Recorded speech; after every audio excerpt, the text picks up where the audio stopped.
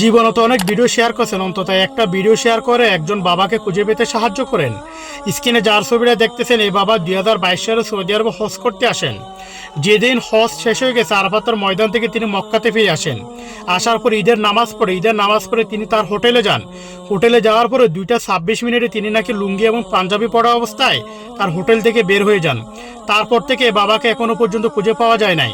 আজকে 3টা বছর হয়ে গেল, তার পরিবারের লোক তার কোনো খোঁজ খবর পায় না।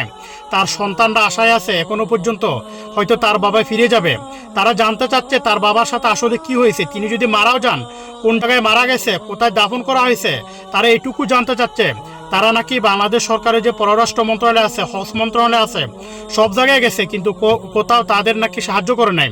প্রিয় প্রবাসী ভাইরা, আমি আপনাদেরকে অনুরোধ করব, বিশেষ করে মক্কা প্রবাসীদেরকে, আপনারা যারা পুরাতন সৌদি আরবে আছেন, যারা মক্কাতে আছেন, আপনারা যদি এই মানুষটাকে যদি কোথাও যদি দেখে থাকেন, যদি সন্ধান পেয়ে থাকেন, যদি ওনার যদি কোনো খোঁজ খবর আপনারা যদি জেনে থাকেন, আপনারা অবশ্যই আমাদের সাথে যোগাযোগ করবেন, আমাদের সাথে ইনবক্সে যোগাযোগ করবেন। যারা ভিডিওটি দেখতেছেন অবশ্যই ভিডিওটি শেয়ার করে দেন। আসসালামু আলাইকুম।